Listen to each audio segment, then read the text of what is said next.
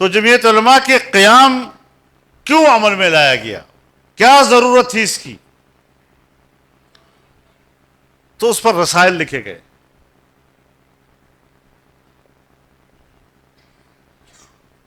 اور اس میں انہوں نے یہ توجیہ کی ہے کہ انفرادی معاملات میں تو ایک فرد عالم کی رائے حجت ہے. اگر نماز میں غلطی ہو گئی، دارالفتہ میں چلے جاؤ، مفتی صاحب سے پوچھ لو، مسجد کے امام کے پاس چلے جاؤ، ان سے پوچھ لو. روزے میں غلطی ہو گئی، کوئی میراث کا مسئلہ پیدا ہو گیا، زکوٰۃ کا مسئلہ پیدا ہو گیا، آپ مولوی صاحب کے پاس جا کر ان سے پوچھ لیں.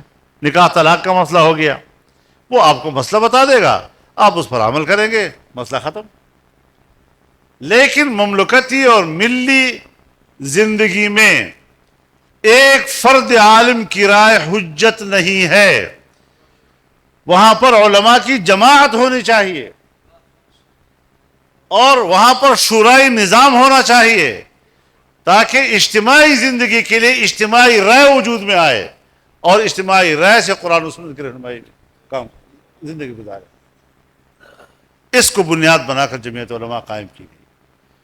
اور یہ بھی یاد رکھیں کہ جمعیت علماء کے قیام میں ایک مسلک نہیں تھا، پورے بر صغیر کے تمام مکاتب فکر کے علماء کو بلایا گیا تھا.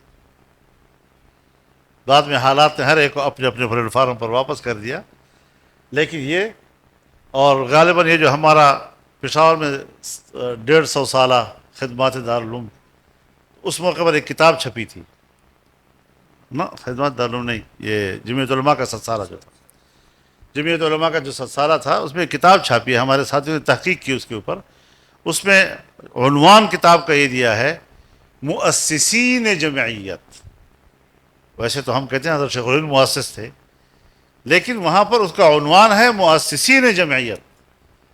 غالباً اکرام القادری صاحب نے بھی اس میں کام کیا ہوگا، اور اس میں باقاعدہ ان تمام علماء کا ذکر ہے، اور ان علماء کا بھی ذکر ہے جنہوں نے سب سے پہلے جلسہ حضرت شیخ الہند کی مالٹا سے واپسی سے پہلے امرتسر میں کیا تھا. اور اہل حدیث عالم دین تھے، مولانا ثناء اللہ امرتسری، مولانا داؤد غزنوی، ان حضرات نے اہتمام کیا. اور وہاں پر کوئی مسلم پبلک سکول کا ایک ہال تھا، اس میں پہلا اجتماع ہوا. مفتی کفایت اللہ صاحب رحمہ اللہ اس میں شریک تھے.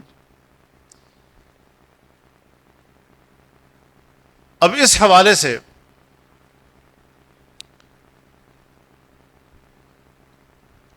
مملکتی زندگی کے لیے نظام کیا ہونا چاہیے؟ جمعیت علماء کا بھی ایک منشور ہے.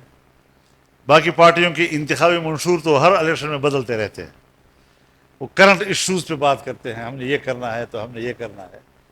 جمعیت کے منشور میں کوئی تبدیلی نہیں لائی جاتی، وہ اپنی جگہ پر قائم ہے.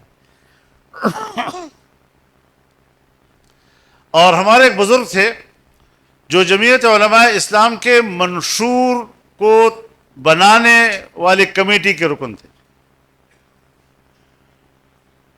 تو میں نے ان سے پوچھ لیا کہ حضرت یہ جو آپ نے جمعیت کا منشور بنایا ہے، اس میں آپ نے صرف امام ابو حنیفہ کی فقہ سے اخذ کیا ہے یا تمام ائمہ مجتہدین کی رائے سے آپ نے استفادہ کیا ہے؟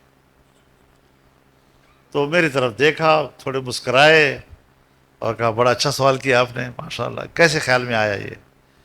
میں نے کہا بس یہ میرے خیال میں آیا. تو انہوں نے کہا کہ باقاعدہ اصول طے ہوا کہ جب ہم جمعیت کا منشور بنائیں گے تو تمام ائمہ مجتہدین کی آراء سے استفادہ کریں گے. یہ اصول طے ہوا، لیکن منشور مکمل ہو گیا اور فقہ حنفی سے باہر جانے کی ضرورت نہیں پڑی.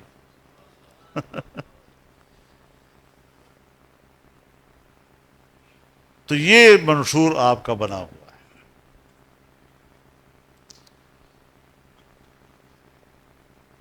اب ہم تو ظاہر ہے سب جب اکٹھے ہیں تو اب اس منشور ہمارے درمیان قدر مشترک،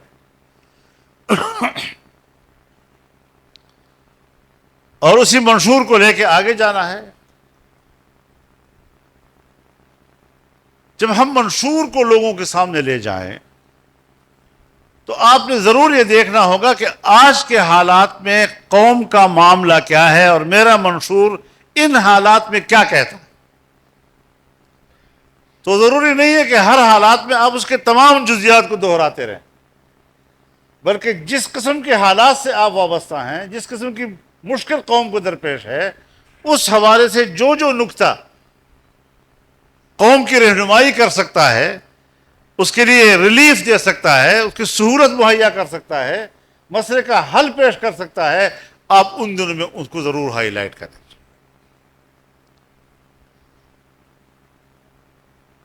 اس کو آگے لائیں.